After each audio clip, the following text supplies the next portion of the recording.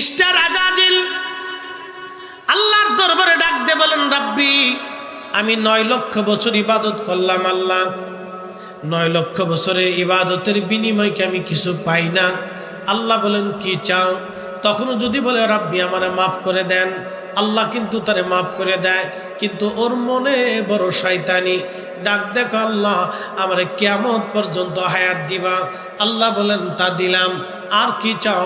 বলে রাব্বি আমারে তুমি তামাম পৃথিবী তাসাররুফ করব, তামাম পৃথিবী ঘুরে আসবো 1 সেকেন্ডে 1 মুহূর্তে, এই ক্ষমতা তুমি আমারে দাও। আল্লাহ বলেন, তাও দিলাম, আর কি চাও? বলে রাব্বি তোমার বান্দাদের রক্তের শিরার ভিতরে দিয়ে ঢুকে কালবের মধ্যে বসে বসে আমি ধোঁকা দিতে থাকবো, বাহানা দিতে থাকবো, আর এই শক্তি ক্ষমতা তুমি আমারে দাও। তোমার বান্দার রক্তের শিরার ভিতর দিয়ে ঢোকার সুযোগ আমারে দিয়ে দাও। এই জন্য জিনেরা যখন মানুষকে ধরে দেখবেন তার শরীরের সাথে জিনেরা অ্যাডজাস্ট হয়ে যায়, জিনরা মানুষের শরীরের সাথে অ্যাডজাস্ট হয়। যখন এই জিনের রুগীরে বাড়ি দিবেন তখন দেখবেন যখন জিন যারা সারায়, উলামা ইকরাম অথবা যারা কবিরাজ আছে বা ফকির আছে, জিন যখন সারায় রোগীর শরীরে বাড়ি দিলে রোগীর গায়ে বাড়ি লাগে না, জিনের গায়ে বাড়ি লাগে। মাটির উপরে বাড়ি দিলে জিনের গায়ে বাড়ি লাগে, ওই রোগীর গায়ে বাড়ি লাগে না। দেখবেন আপনার মরিচ পুরা দিয়ে নাকে শুকা দেয়, ওই মানুষের শরীরে এটা লাগে না, এটা জিনের শরীরে লাগে, কারণ সে ওই পুরা বডিটাকে জিন তার নিজের নিয়ন্ত্রণে নিয়ে নেয়। আজাজিল ডাক দিয়ে বলে, না আমার এই ক্ষমতা তুমি দাও, মানব শরীরের রক্তের শিরার ভিতর দিয়ে ঢুকে কালবের মধ্যে বসে বসে আমি বান্দাকে ধোঁকা দিব। আল্লাহ ডাক দিয়ে বলে, আজাজিল কি করতে চাও তুমি? বলে, রাব তোর ইজ্জত জালালের কসম করে বলি তোমার একটা বান্দাকেও আমি জান্নাতে ঢুকতে দেব না, সব ধোঁকা দিয়ে দিয়ে দিয়ে দিয়ে গুনাহ করাবো। এই জন্য দেখবেন নবীরা সারা কোনো ব্যক্তি মাসুম না, শুধু একমাত্র আল আনবিয়াউ মাসুমুন, একমাত্র নবীরা হলো মাসুম। নবীরা সারা আর কেউ মাসুম না, সবার জীবনেই গুনাহ হয়। আর আল্লাহর ওলিরা হলো মাহফুজ, আল্লাহ তাদের ওলিদেরকে গুনাহ থেকে বাঁচায় রাখে, আল্লাহ তার ওলিদেরকে গুনাহ থেকে হেফাজত করে। একবার জোরে বলা যাবে কি মারহাবা। শয়তান ডাক দিয়ে বলে, রাব্বি তোর বান্দাদেরকে গুনাহ করে জাহান্নামী বানাবো, একটা কেউ জান্নাতে ঢুকতে দেব না। আল্লাহ তখন ধমক দিয়ে বললেন, এ আজাজিল তুই শুনে রাখ, আমি আল্লাহর ইজ্জত জালালের কসম করে বলতেছি, তুই শুনে রাখ, আমার বান্দারে তুই ধোঁকা দিয়া গুনাহ করাবি। আমার বান্দা গুনাহ করার পরে যদি আমি রব্বে কারীমের দরবারে ক্ষমা চাই, ক্ষমা চাইতে দেরি হবে, আমি আল্লাহ ক্ষমা করতে দেরি করব না। না না, একসাথে বলেন আল্লাহু আকবার। আজকে ওরা কারা যারা দোয়া বন্ধ করে দিয়েছে? ওরা হলো শয়তানের দালাল। আসতে বললেন কেন? কি বেজার হয়ে গেছেন?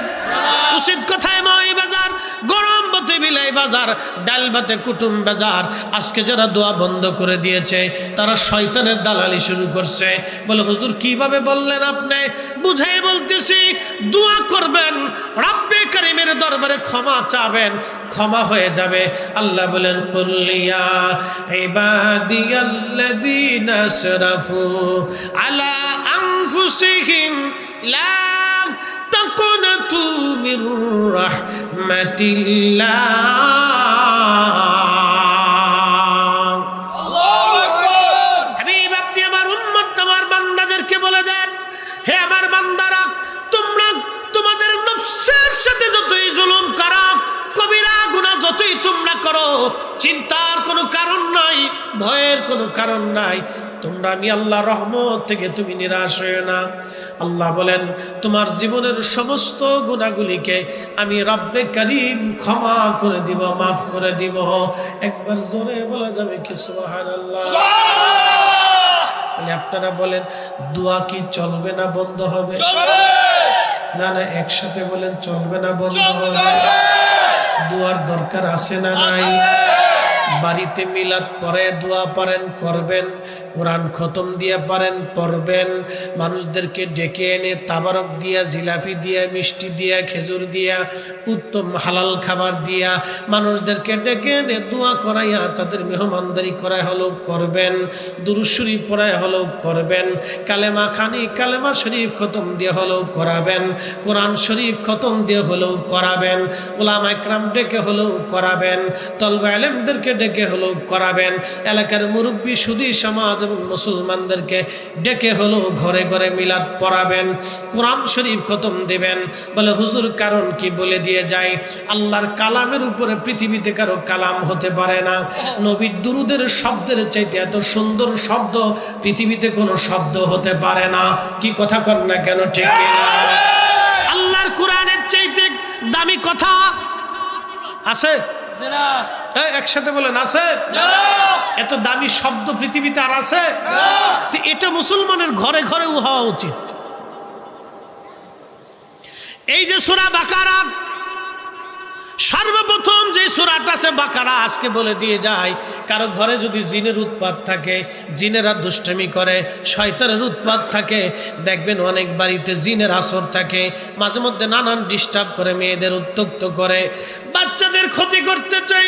সূরা বাকারা প্রত্যেক দিন রাত্রিবেলা সকালবেলা যদি আপনি তেলাওয়াত করেন, আপনার ঘরে জিন ভূত প্রেত খারাপ দুষ্ট শয়তান সব আপনার ঘর থেকে একবারে পালায় যাবে, আর আসবে না। চিৎকার মেরে জোরে বলেন আল্লাহু আকবার। তাহলে কোরআনের আওয়াজ ঘরে দরকার আছে? জোরে বলেন আছে? তো যারা কোরআন খতম বাড়িতে দিলে বেদাতের ফতোয়া দেয়, ও কোন তো কোত্থেকে আসছে? ও কোন জগৎ থেকে আসলে উনি হঠাৎ করে? আল্লাহ রাসূল বলছেন, এই সূরা বাকারার তাফসীরের ভিতর আসে, সহিহ মুসলিমে আল্লাহর নবী বলেছেন, উম্মত তোমরা ঘরকে কবর বানায়ো না, ঘরের ভিতর কোরআন তেলাওয়াত করো, ঘরের ভিতর কিছু নফল নামাজ পড়ো, ঘরের ভিতর কিছু সুন্নত তেলাওয়াত করো, ঘরের ভিতর জিকিরের শব্দ দাও, ঘরকে কবর বানায়ো না, বাড়িতে কবর বানায়ো না। এই জন্য আগের মুসলমানরাই ঠিক ছিল, বাড়িতে ঘরেতে মিলাদ দিত, দুরূদ হতো, কোরআন হতো, জিকির হতো, আজও চলবে, কিয়ামত পর্যন্ত চলবে। হাত উঁচা করে বলেন ঠিক না বেঠিক? নারায়ে তাকবীর, আল্লাহু আকবার, নারায়ে রিসালাত, ইয়া রাসূলুল্লাহ, আহলে সুন্নাত ওয়াল জামাত জিন্দাবাদ, জিন্দাবাদ, আহলে সুন্নাত ওয়াল জামাত জিন্দাবাদ, জিন্দাবাদ। প্রিয় লাকসামবাসী, কথাগুলি বুঝে যাবেন। আল্লাহর কালামের মতো এত সুন্দর শব্দ, এত চমৎকার কথা কারো কথা হতে পারে না। এত সুন্দর কালাম আর কারো কথা হতে পারে না। নবীর দুরুদের মতো এত মধুর বাক্য কোনো বাক্যে হতে পারে না। অতএব এই দুইটাই আপনার ঘরের মধ্যে চলমান রাখতে হবে। প্রিয় উপস্থিতি, রাসূল কারীমের একজন সাহাবী, তার নাম হযরত আবু হুরায়রা রাদিয়াল্লাহু আনহুর একটা ঘটনা মনে পড়ে গেল, সহিহ বুখারীতে আসছে। আল্লাহর নবী হযরত আবু হুরায়রাকে বলেন, আবু হুরায়রা রে, তোমাকে বাইতুল মাল পাহারা দেওয়ার জন্য দিলাম।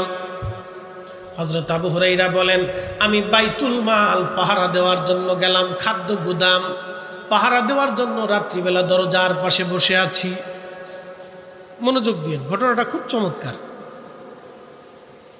বাইতুল মাল পাহারা দেওয়ার জন্য বসে আছি, ঠিক এমন সময় দেখি একটা চোর বাইতুল মালের ভিতরে ধীরে ধীরে ধীরে ধীরে রাত্রিবেলা আধারে আধারে ধীরে ধীরে যায়। আমি চিন্তা করলাম, চোর বাইতুল মালে আসছো চুরি করার জন্য, আজকে তোর নিস্তার নাই, আজকে তোরে ধরে নিয়ে যাব। আমি আস্তে করে যাইয়া চোরটাকে পিছন দিক থেকে বাইতুল মালের মধ্যে ধরে ফেললাম। সে গমের যে বাইতুল মালের ভিতরে যে গম ছিল, এই গমের যে ঝুড়ি ছিল, ঝুড়ির মধ্যে হাত দিয়ে গম নিতে গেছে।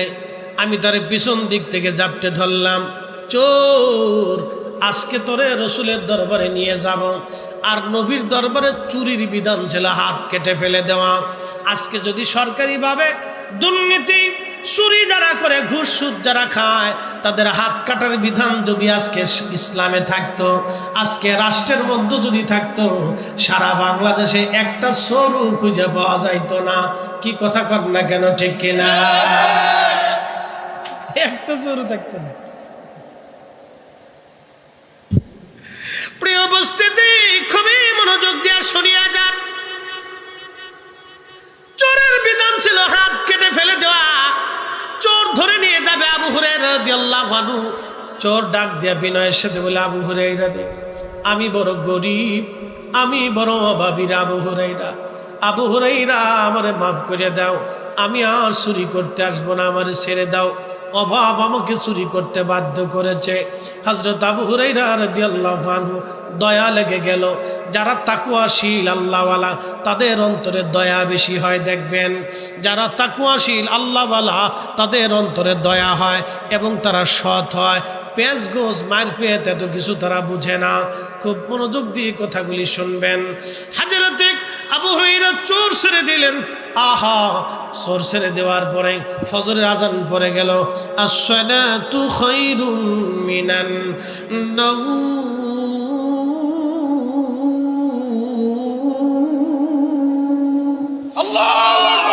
ঘুম থেকে নামাজ ভালো, ঘুম থেকে নামাজ ভালো।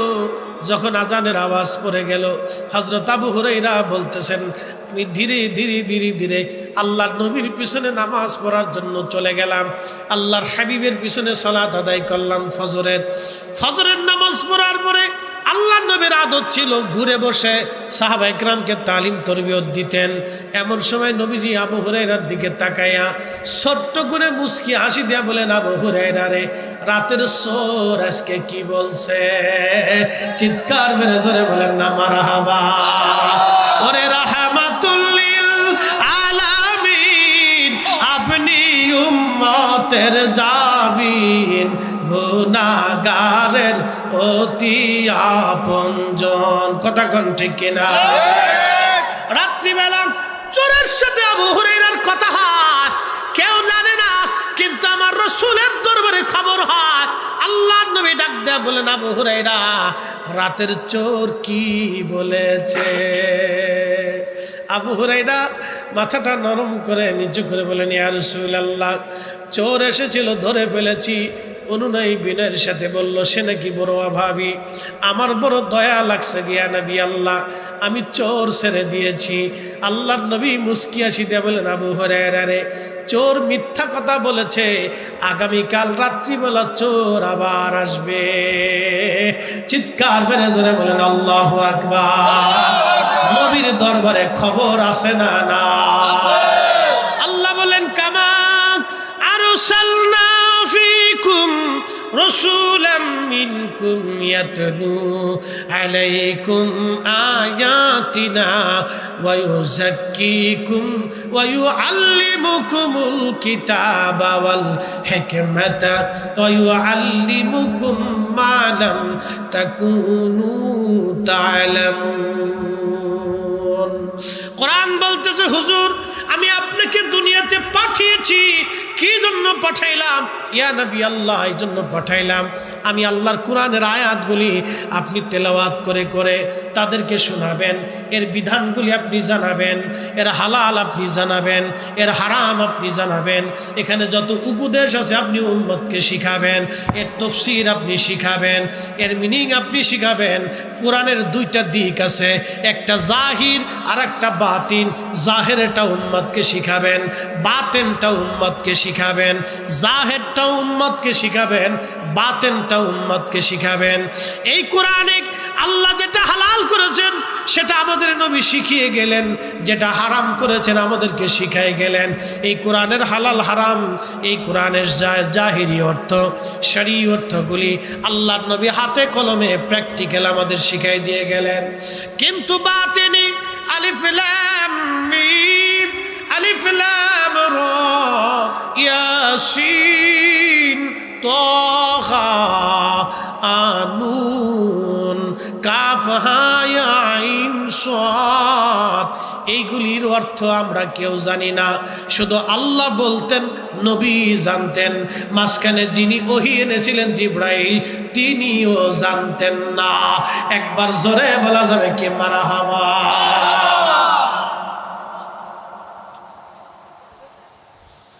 এই কোরআনের জাহির এবং বাতিন, জাহির কি? জাহিরটা তো সরিয়ে জ্ঞান, এটা জানিয়ে গেলেন নবীজি। বাতিন কি? বাতিনটা বুঝাই দিয়ে যায়। হযরত ওমর খুতবা দিচ্ছেন মদিনায় দাঁড়াইয়া, ঠিক এমন সময় এই যে পার্সিয়ান, বর্তমান ইরান, নেহানদের যুদ্ধের ময়দানে 200 মাইল দূর বিরাট বড় পারস্য বাহিনীর সামনে, রোম সৈন্য, বিরাট বড় ও সৈন্য বাহিনীর সামনে সাহাবীরা বিপদগ্রস্ত হয়ে গেলেন। হযরত ওমর খুতবা দেন। খুতবার সময় হযরত ওমরের কালবের দরওয়াজা খুলে গেল। খুলে যাবার সঙ্গে সঙ্গে হযরত ওমর দেখলেন নেহমানদের যুদ্ধের ময়দানে মুসলমান বিপদগ্রস্ত হয়ে গেছে। ঠিক তখনই মদিনার থেকে হযরত ওমর একটা আওয়াজ দিলেন, ইয়া সারিয়া আল জাবাল, আল জাবাল, হে সারিয়া, হে সেনাপতি, পাহাড় পাহাড় পাহাড়, তুমি পাহাড়ের দিকে তাকাও, পাহাড়ে তুমি আশ্রয় নাও। সারিয়া সেনাপতি বলতেছেন, আমি দেখলাম পার্শ্ববর্তী বিরাট বড় পাহাড়, আমি আমার সৈন্যবাহিনীকে পাহাড়ের দিকে মার্চ করাইলাম, মুভ করাই দিলাম। সমস্ত সৈন্যরা পাহাড় আশ্রয় নিল। কাফের সৈন্যবাহিনীর আক্রমণ থেকে মুসলমানরা বেঁচে গেল। ওই দিন মুসলমানদের বিজয় হয়ে গেল। মুসলমানদের বিজয় হয়েছে তো বটে, কিন্তু হযরত ওমর খুতবা দিলেন মদিনায়, আওয়াজ চলে গেল 200 মাইল দূরে। হযরত ওমর মদিনায়, ঘটনা ঘটে 200 মাইল দূরে। দুনিয়ার কেউ দেখলো না। ওই সময় অনেক সাহাবী সামনে বসে আছে, কোনো সাহাবীর চোখে রাজারে পড়ল না, কোনো সাহাবীর রাডারে ধরা পড়ল না, কিন্তু খলিফাতুল মুসলিমিন ওমরের রাডারে সেটা ধরা পড়ে গেল। এই যে শরী বিদ্যার পাশাপাশি হাকিকি বিদ্যা, এই বিদ্যাটা হযরত ওমর আল্লাহর নবীর কদম থেকে শিখেছিলেন। এই জন্য আল্লাহর কোরআন বলল, ওয়ায়ুযাক্কিকুম ওয়ায়ুআল্লিমুকুমুল কিতাবা ওয়াল হিকমাতা। ও নবী, আপনি উম্মতকে পবিত্র বানাবেন, ওয়ায়ুযাক্কিকুম, উম্মতরে পাক বানাবেন। কয়েকদিন আগে আমাদের বাংলাদেশের একজন শাইখুল হাদিস তামিরুল মিল্লাত মাদ্রাসার একজন মুহাদ্দিসের বক্তব্য শুনলাম, আল্লাহ তাকে হেদায়েত করুক। সে বলতেছে এইভাবে, ওয়াজাদাকা দাল্লান ফাহাদা। হে নবী, আপনি কোরআন নাজিল হওয়ার আগে আপনি হেদায়েত প্রাপ্ত ছিলেন না, আপনি অনবহিত ছিলেন, হেদায়েতের পথে আপনি কিছুই জানতেন না। আমি আল্লাহ আপনাকে হেদায়েত দিয়েছি। দেখেন নবীজিকে তিনি বুঝাইতে চান, হে নবী, 40 বছর আগে আপনি হেদায়েত ছিলেন না, 40 বছর পরে কোরআন নাজিল হওয়ার পরে আপনি হেদায়েত পাইছেন। একবার জোরে বলা যাবে কি নাউজুবিল্লাহ। আল্লাহর কোরআন বলতেছে, ওয়ায়ুযাক্কিকুম, আপনাকে পবিত্র বানানোর জন্য পাঠিয়েছি। কথাটা আপনাদেরকে বুঝে যাওয়া লাগবে, কথাটা শুনে যাওয়া লাগবে, শিখে যাওয়া লাগবে। ওয়ায়ুযাক্কিকুম, আপনি উম্মতকে পবিত্র বানাবেন। আচ্ছা আপনারা বলেন, বোতলের মধ্যে পানি থাকে, এই বোতলের মধ্যে পানি আছে, টিউবওয়েলের মধ্যে পানি আছে, অথবা এক বদনা 1 লোটা পানি আপনি নিয়েছেন অজু করার জন্য। এখন পানি দিয়ে অজু করলে শরীর পাক হবে, পানি দিয়ে গোসল করলে শরীর পাক হবে। এখন ওই 1 বদনা পানির মধ্যে যদি 1 ফোঁটা এই গরুর পেশাব থাকে, তাহলে বলেন ওই বদনার পানি দিয়ে অজু করলে কি নামাজ হবে? অজু হবে? কারণ কি ওই পানি নিজেই নাপাক। পানি কি কথা কন না কেন? পানি কি নাপাক। নাপাক পানি দিয়ে আপনি পাক হতে পারবেন না। আল্লাহ বলেন, ওয়ায়ুযাক্কিকুম, নবী আপনারে পবিত্র বানানোর জন্য দুনিয়াতে পাঠিয়েছি। উম্মতকে পবিত্র বানাবেন আপনি। নবী পাক, নবী নিজে পাক, উম্মতকে পাক বানানোর জন্য এসেছেন। 40 বছর আগেও নবী পাক, 40 বছর পরেও নবী পাক। কি কথা কন না কেন? ঠিক কিনা? 40 বছর আগেও নবী পাক। আপনাদেরকে প্রশ্ন করি, জবাব দিবেন। যে বলল 40 বছর আগে নবী হেদায়েতে ছিলেন না, এখন আপনারা বলেন 40 বছরে কোরআন নাজিল হওয়ার আগে আমার নবীজি জীবনে একটা মিথ্যা বলেছে? কথা বোঝা যায়? নবীজি কি একটা মিথ্যা বলেছেন? কোন নারীর দিকে, বেগানা নারীর দিকে একটা বারের জন্য ভুলেও তাকিয়েছেন? নবীর জীবনে 40 বছরে কোরআন নাজিল হওয়ার আগে কোনো ভুল ছিল, কোনো ত্রুটি ছিল, চরিত্রে গন্ডগোল ছিল, আমানত নষ্ট করেছেন?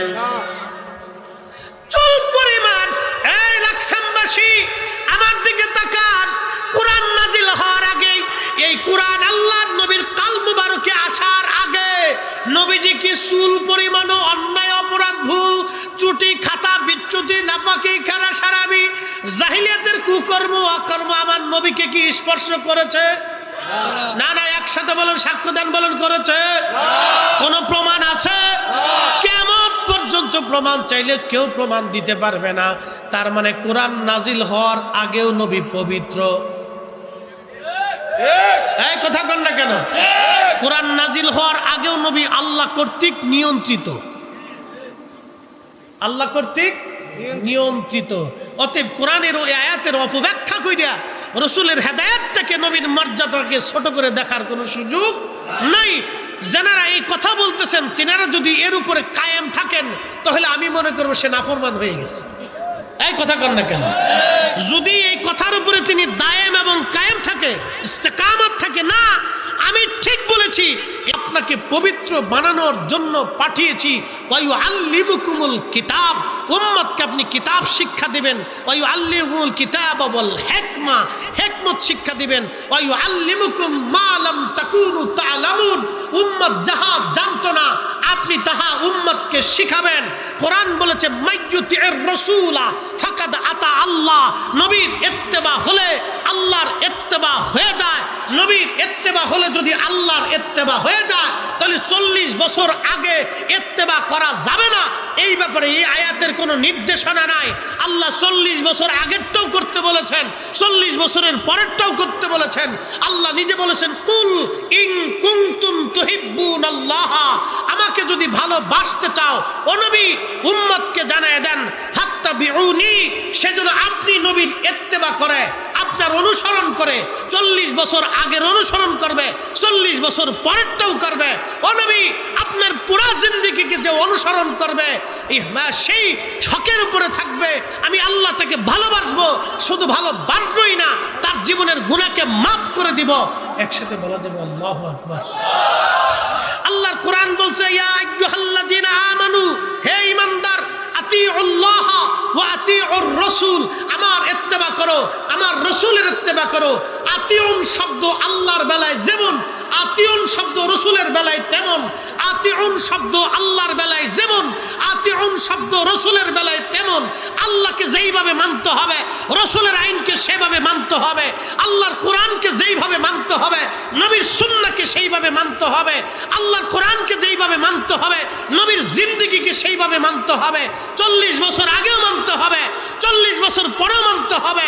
কেউ যদি বলে 40 বছর আগে ওয়া জাদাকা দাল্লান ফাহাদা, এই আয়াতের তাফসীর দিয়ে বলে নবী গুমরাহির মধ্যে ছিল, হেদায়েতের উপরে ছিল না, সে বাতিল, মিথ্যাবাদী, মিথ্যাবাদী, ইহুদির দালাল ছাড়া আর অন্য কিছু হতে পারে না। কথা বলে ঠিক না বেঠিক? এগুলি ঈমান বিধ্বংসী, ফিতনাকারী কথা। এগুলির উপরে যদি সে ইস্তেকামাত থাকে তাহলে তাকে তওবা করতে হবে, তাকে ইস্তিগফার করতে হবে, প্রকাশ্যে ক্ষমা চাইতে হবে, তার ভুল স্বীকার করতে হবে। প্রকাশ্যে ক্ষমা না চাওয়া পর্যন্ত সে কামিল হতে পারবে না, মুসলমান হতে পারবে না। প্রিয় উপস্থিতি, আল্লাহ রসুলের মহান চরিত্র নিয়ে যারা বাজে কথা বলবে, নাস্তিকরা বলল রসুল করিম সাল্লাল্লাহু আলাইহি সাল্লামের চরিত্রের মধ্যে গন্ডগোল ছিল, তিনি অধিক বিয়ে করেছিলেন। নবীজির অধিক বিয়ে ছিল কাম পিপাসা নিবারণ করার জন্য। একসাথে বলা যাবে না নাউজুবিল্লাহ? রসুলের অধিক বিবাহ কি কাম পিপাসা নিবারণের জন্য ছিল? এত বড় রসুলের মহান চরিত্রে যে আঘাত দিতে পারে সে আর মুসলমান নাই, আমরা বুঝতে পারি তার জন্মের ভিতরে ভেজাল আছে। কথা বল ঠিক না? আল্লাহ রসুলের 40 বছরের জীবনকে কেউ যদি অস্বীকার করে সে মুসলমানই থাকে না, সে মুসলমানই না। রসুল করিমের 40 বছরের জিন্দেগিকে কেউ যদি অস্বীকার করে আর কেউ যদি মনে করে ওই 40 বছরের নবী হেদায়েতের উপরে ছিলেন না, নবী হেদায়েত সম্পর্কে জানতেন না, তাহলে তার জিন্দেগি মিথ্যা হবে, তার কোরআন হাদিস শিক্ষা মিথ্যা হবে, তার ঈমান আমল নষ্ট হবে, তার আখিরাত বরবাদ হবে। তওবা না করা পর্যন্ত সে এর উপর ইস্তেকামাত থাকলে সে বেঈমান হয়ে কবরে যেতে হবে। ফাজলিমের একটা সীমা থাকা উচিত। আল্লাহর কোরআনের 40টা আয়াত মিথ্যায় পর্যবেসিত হবে। আমাদের কাছে আরো দলিল আছে, আপনাদেরকে বুঝাইতেছি, সারা জীবন মনে রাখবেন। কষ্ট হইতেছে আপনাদের? কথা কি বোঝা যায়? আপনাদের কথা বুঝতে পারতেছেন? এই জন্য কাজী নজরুল কি চমৎকার লিখেছেন, আল্লাহকে যে পাইতে চায়, আল্লাহকে যে পাইতে চায়, হযরতকে ভালোবেসে আরশ কুরসি লৌহ কলম না চাহিতেই পেয়েছে সে। আমি যদি আরব হতাম মদিনারি পথ, সেই পথ দিয়ে হেঁটে যাইতেন নূর নবী হাজরাত, নূর নবী হাজরাত। একবার জোরে বলা যাবে কি মারহাবা? এই কোরআনের সর্বশ্রেষ্ঠ রাসূল করিমের সম্মানের একটা দলিল আপনাদেরকে দিচ্ছি, একসাথে বলেন তো আল্লাহু আকবার। আল্লাহু আকবার। ওয়ামা আরসালনাকা ইল্লা রাহমাতাল লিল আলামিন। আল্লাহু আকবার। এখান থেকে বুঝে যান, আপনাকে পাঠিয়েছি শুধু এই জন্যে, ইল্লা শুধু এই জন্যে পাঠিয়েছি, রাহমাতাল লিল আলামিন, আপনি সমস্ত জগৎ সমূহের জন্য রহমত। প্রশ্ন করি, জবাব দিবেন। 40 বছর আগে কোরআন নাজিলের 40 বছর আগে নবী রহমত ছিলেন না, 40 বছরের পরে রহমত, নাকি বলেন? কি মনে হয় আপনাদের? কোরআন নাজিলের 40 বছর শুধু আগে না, সৃষ্টির প্রথম থেকে সৃষ্টির জন্য নবী রহমত। কি কথা বলেন ঠিক কিনা? সৃষ্টির প্রারম্ভ থেকে সমগ্র সৃষ্টির জন্য নবী রহমত, নবী রাহমাতুল লিল আলামিন। ওরে রাহমাতুল লিল আলামিন, আপনি উম্মতের জাবিন, গুনাহগারের অতি আপনজন, আল্লাহর নবী, নূরের নবী ও আপনি নবী আমার জীবনের জীবন, আল্লাহর নবী, নূরের নবী ও আপনি নবী আমার জীবনের জীবন, আপনি আমার জীবন সাথী, অন্ধকার কবরের বাতি, আপনি সারা বাঁচে না জীবন, আল্লাহর নবী, নূরের নবী ও আপনি আমার জীবনের জীবন।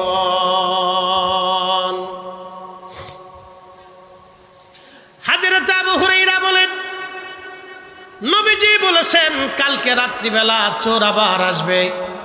আমার অন্তরে একেবারে পরিপূর্ণ ইয়াকিন এসে গেল, নবী মিথ্যা বলতে পারে না, নবী কখনো মিথ্যা বলেন নাই, নবীর কথাটাই সত্য। কালকে চোর আবার আসবে বাইতুল মালে চুরি করার জন্য।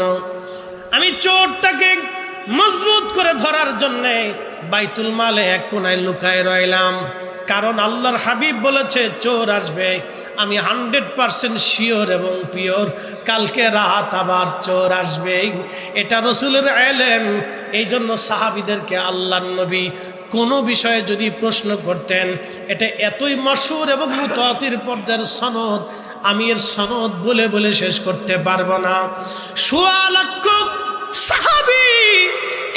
দুইজন না, ১৬ লক্ষ সাহাবীর আকীদা বিশ্বাস ছিল নবীজি কোনো বিষয়ে আসমানে, জমিনে, আখিরাতে, কবরে, হাসরে, মিজানে, ফুলসিরাতে, জান্নাতে, অতীতে, বর্তমানে, রুহে, রেহেমে, জেসেমে, জড়জগতে, নূরের জগতে, সৃষ্টির প্রথমে, আদিতে, অন্ততে, শুরুতে, শেষে, মাঝে কোন বিষয়ে আল্লাহর নবী হাজেরে গায়েবে, হাজেরে গায়েবে।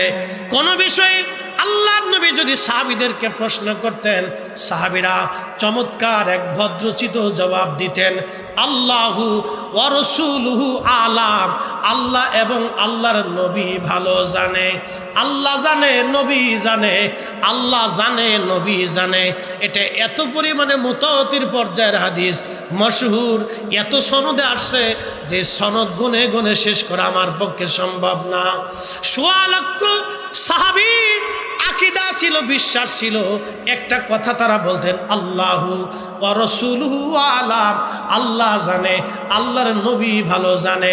আল্লাহর পরেই যিনি জানতেন তিনি নবী, আল্লাহর পরেই যিনি জানেন তিনি নবী। আর আমরা যদি বলি নবী জানেন, আল্লাহ জানেন, নবী জানেন, কিছু ভাইরা আমাদেরকে শিরিকের ব্যাখ্যা দিবে, বেদাতের তবকা দিবে, মাজার পূজারীর খেতাব দিবে, বেদাতির তবকা দিয়ে আমাদেরকে চেষ্টা করবে। তুমি আমারে বেদাতি বানাইতে পারো, সাহাবীদেরকে বেদাতি বানাইতে পারবা না। আমারে মাজার পূজারি বলতে পারো, সাহাবীদেরকে পড়তে পারবা না। আমারে তুমি ওই ভণ্ড বলে গালি দিতে পারো, কিন্তু সাহাবীরা পারবা না। ১৬ লক্ষ সাহাবী যেইভাবে বিশ্বাস করতেন হাজরে গায়েবে, আল্লাহু ওয়া রাসূলুহু আলাম, আল্লাহ জানে, নবী জানে। আমরাও সুন্নিরা মানি আল্লাহ জানে, নবী জানে। কি কথা বলেন, ঠিক কিনা? আল্লাহ জানে, নবী জানে, আল্লাহু রাসূলুহু আলাম, আল্লাহ জানে, নবী জানে, আল্লাহ জানে, নবী জানে। এটা আমাদের আকীদা না, ১৬ লক্ষ সাহাবীর আকীদা ছিল। হযরতে আবু হুরায়রা বললেন, চোর আসবে রাত্রিবেলা, আমি বাইতুল মালের মধ্যে পালায় রইলাম, আজকে চোর তোরে সারা যাবে না। আমি পালাই রইছি, ঠিক এমন সময় দেখলাম ওই চোরটা আবার ধীরে ধীরে ধীরে ধীরে এসে বাইতুল মালের গমের মধ্যে হাত দিয়েছে গম চুরি করার জন্য।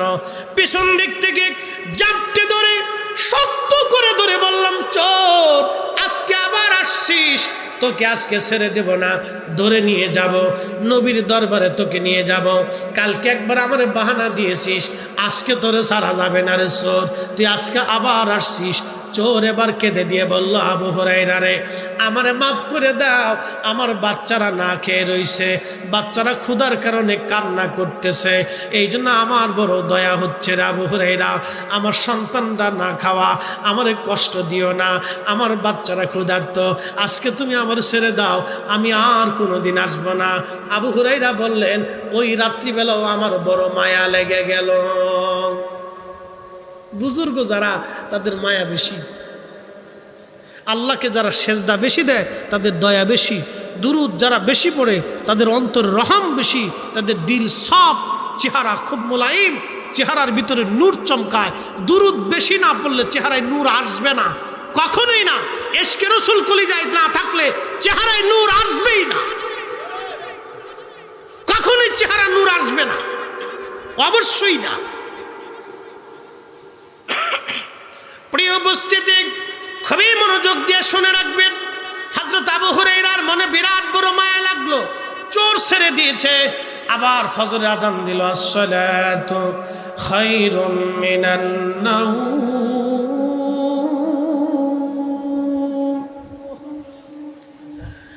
আজান পড়ার পরে সমস্ত সাহাবীরা মসজিদে নববীতে আল্লাহর হাবিবের পিছনে নামাজের জন্য চলে গেলেন। আবু হুরায়রা বলেন, আবু নামাজের কাতারে নামাজ শেষ করার পরে আল্লাহর নবীর আদত ছিল প্রত্যেক ফজরের নামাজের পরে নবীজি ঘুরে বসে সাহাবীদেরকে তালিম তরবিয়ত দিতেন। আল্লাহর নবী ঘুরে বসে জিজ্ঞাসা করলেন মুস্কি হাসি দিয়া, আবু হুরায়রা রাতের চোর বাইতুল মালে আজকে কি বলছে? আবু হুরায়রা মুস্কি হাসি দিয়া বলেন, ইয়া রাসূলুল্লাহ, ছেলে সন্তান মেয়েরা ক্ষুধার্তর অভিযোগ দিয়েছে, কান্নাকাটি করছে। আমি আবু হুরায়রার মনে বড় মায়া লাগছে, হুজুর আজকেও চোর আমি ছেড়ে দিয়েছি, চোর আজকেও ছেড়ে দিছি। আল্লাহর নবী ডাক দিয়ে বলেন, আবু হুরায়রা তুমি চোর ছেড়ে দিয়েছো, সে বড় মিথ্যাবাদী ধোঁকাবাজ, সে কালকে রাত্রিবেলা আবার আসবে। একসাথে বলবেন আল্লাহু আকবার। না না, আরো জোরে বলেন আল্লাহু আকবার। নবীর দরবারে খবর আসে না নাই? এজন্য ওনার নাম নবী। নবী শব্দের অর্থ হলো যিনি অদৃশ্যের সংবাদ দিয়ে দেন তাকে নবী বলা হয়। যিনি গায়েবের সংবাদ দেন, অদৃশ্যের খবর দেন, তিনি নবী, তিনি নবী। হযরত আবু হুরায়রা রাদিয়াল্লাহু আনহু বললেন, আল্লাহর নবী যখন বলছে রাতের চোর আবার আসবে, আমার দৃঢ় বিশ্বাস চোর আবার আসবে। তৃতীয় রাত্রিবেলা চোর ধরার জন্য আমি বাইতুল মালের এক কোণায় বসে রইলাম, দেখি আজকে চোর কেমনে আসে, আজকে আর ওরে সহজে ছাড়া যাবে না। আবু হুরায়রা রাদিয়াল্লাহু আনহু নিয়ত করে বসে আছেন। গভীর রাত্রিবেলা দেখে ধীরে ধীরে সেই চোর আবার আসছে, গমের ভিতরে হাত ঢুকাই দিছে গম নেওয়ার জন্যে। হযরত আবু হুরায়রা পিছন দিক থেকে জাপটে ধরলেন, চোর রে, আজকে আর তোরে ছাড়া যাবে না, আজকে 3 রাত তুই আমার সঙ্গে বাহানা করতেছিস, আজকে তোকে রসুলের দরবারে ধরে নিয়ে যাব। চোর ডাক দিয়ে বলে, আবু হুরায়রা রে, তুমি আমাকে ছেড়ে দাও। আবু হুরায়রা, তুমি যদি আমার ছেড়ে দাও তাহলে তোমাকে আমি একটা দোয়া শিক্ষা দিয়ে যাব, এমন একটা কালাম তোমারে শিখাবো। ও আবু হুরায়রা, কোরআন শরীফ থেকে এমন একটা আমল তোমারে শিখাবো, যে আমলটা করলে সারা রাত তোমার ঘরের মধ্যে ফেরেশতা পাহারা দিবে, শয়তান তোমার ঘরের মধ্যে ঢুকতে পারবে না। চিৎকার মেরে জোরে বলেন না মারহাবা। আবু হুরায়রা বলে, সত্যি কি শিখাবা? বলে, হ্যাঁ সত্যি তোমার শিখাবো, তুমি যদি আমার ছেড়ে দাও তাহলে আমলটা শিখাই দিয়ে যাব। হযরত আবু হুরায়রা বলেন, আচ্ছা ঠিক আছে ছেড়ে দিলাম, তা আমলটা তুমি আমার শিখাও। বলে, আবু হুরায়রা রে, আয়াতুল কুরসি, আয়াতুল কুরসি, আয়াতুল কুরসি, আল্লাহু লা ইলাহা ইল্লা হুয়াল হাইয়ুল কাইয়ুম লা তাখুযুহু সিনাতুন ওয়ালা নাওম। এই আয়াতুল কুরসি তুমি যদি রাত্রিবেলা এশার নামাজের পরে ঘুমানোর আগে তুমি তোমার রাতের ঘরে যদি তুমি তেলাওয়াত করে ঘুমাও, তাহলে তোমার দরজার পাশে অথবা তোমার ঘরের ভিতরে তোমার বিছানার পাশে আল্লাহর একজন রহমতের ফেরেশতা দাঁড়ায় থাকবে। সারা রাত্র ভোর শয়তান তোমার ঘরে আসতে পারবে না, ঢুকতে পারবে না। কোরআন শরীফের আয়াত আয়াতুল কুরসি যদি আপনি তেলাওয়াত করে ঘুমান, মুসলমানের ঘরে ঘরে কোরআনের আওয়াজ দরকার। আজকে মুসলমানের ঘরে ঘরে কোরআনের আওয়াজ বাদ দিয়া ফেসবুকের আওয়াজ চলে গেছে, ইউটিউবের আওয়াজ চলে গেছে, স্টার জলসা ঢুকে গেছে, জি বাংলা ঢুকে গেছে, নাটক সিনেমা ঢুকে গেছে, গান বাজনা ঢুকে গেছে। যেমন মহিলারা তেমন বেডারা, 2 গ্রুপে পাল্লা পাল্লে দেওয়া শুরু হয়ে গেছে। এইভাবে যদি কোরআনের আওয়াজ, নবীর দুরূদ ও সালাম, দোয়া দুরূদ মিলাদ মাহফিল যদি ঘরে ঘরে থেকে বন্ধ হয়ে যায়, আমি সময় দিলাম মাত্র 10 বছর, মাহফিল বন্ধ করে দেন, পীর মাশায়েখদের দরবারে আসা যাওয়া বন্ধ করে দেন, ঘরে ঘরে দোয়া মিরাত কোরআন খতম বন্ধ করে দেন, ওয়াজ মাহফিল বন্ধ করে দেন, মাত্র 5 বছরে দেখবেন লাকসাম ওই ফুল মার্কেটের সামনে দিয়া, চেয়ারম্যান সাহেবের হোটেলের সামনে দিয়া, হোটেলের ভিতরে দিয়া জিন্সের প্যান্ট পরিয়া, হাফ প্যান্ট পরে আমার দেশের মেয়েরা ওনার হোটেলে খাবার খাইতে যাবে, নাস্তা করতে যাবে। এ দেশের মুসলমান কিছুই বলতে পারবে না। কথা কন না কেন? এখনই হয়ে গেছে। আর আমরা খালি ফতোয়ার পিছনে গিয়েছি, কার এখানে গুতানো যায়, খালি গুতাগুতির পিছনে লাগছে। এখনই চালু হয়ে গেছে। সমুদ্রে চলে যান, কক্সবাজারে যান, দামি দামি শহরগুলিতে, বিনোদন কেন্দ্রগুলিতে, দামি দামি রেস্টুরেন্টের ভিতরে যায়, দেখেন মগামগি, টুনাটুনি, লাটালাটি, ছোটাছুটি, ইজলা ফিজলা, কোনটা বেড়া কোনটা বেটি চিনা যায় না। কি কথা কন না কা চলতেছে আজকে, চিনার উপায় নাই। আমার দেশের নারী সমাজ জিন্সের প্যান্ট পরে শার্ট গায়ে দিয়ে, বেটা মানুষের শার্টও লয়ে গেছে, জিন্সের প্যান্টও লয়ে গেছে, কয়েকদিন পরে লুঙ্গিও লয়ে যাবো, লুঙ্গিও লয়ে যাবো, শুরু হয়ে গেছে। এই জন্য আমাদের ঘরে ঘরে কোরআন খতম, দোয়া দুরুদ, মিলাদ মাহফিল এগুলির দরকার। কথা কন না, ঠিক কিনা? ঘরে ঘরে প্রয়োজন। এগুলি ফতোয়া দিয়ে যারা বন্ধ করতেছে তারা সর্বনাশ করে দিয়ে দিতেছে আজকে। প্রিয় মুসলমান আমার, সবাই লম্বা করবো না, কথা বেশি বাড়াবো না, খুব মনোযোগ দেন। 10টা মিনিট সময় আমাকে দিয়ে যান, কথাটা শেষ করে দিয়ে যায়। হযরত আবু হুরায়রা রাদিয়াল্লাহু তাআলা আনহু তিনি ডাক দিয়ে বলতেছেন, আমি চোরকে ছেড়ে দিলাম, ওই ফজিলত জানার পরে আমি চোর ছেড়ে দিলাম। মসজিদে নববীতে আযান পড়ে গেল, আসসালাতু খায়রুম মিনান নাওম,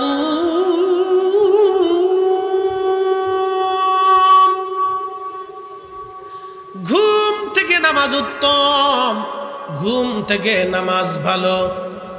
সমস্ত সাহাবীরা আল্লাহর নবীর পিছনে ইক্তেদা করার জন্য রওনা হয়ে গেল। আমিও নামাজ পড়লাম। ফজরের নামাজ পড়ে নবীজি ঘুরে বসে আমার দিকে তাকায় মুস্কি হাসি দিয়ে বলল, আবু হুরায়রা আজকে চোর কি বলেছে? আবু হুরায়রা আজকে চোর কি বলছে?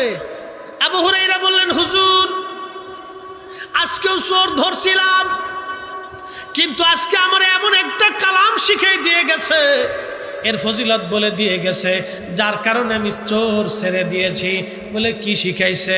বলি ইয়া নবী আল্লাহ, সে আমারে বলে দিয়ে গেছে প্রত্যেক রাত্রিবেলা ঘুমোতে যাওয়ার আগে এশার নামাজের পরে নিজের বেডরুমে ঘরের মধ্যে কেউ যদি আয়াতুল কুরসি পবিত্রতার সাথে তেলাওয়াত করে, বিশুদ্ধতার সাথে আয়াতুল কুরসি তেলাওয়াত করে, তাহলে ওই ঘরের মধ্যে আমার আল্লাহ আল্লাহর আসমান থেকে একজন রহমতের ফেরেশতা পাঠায় দিবে।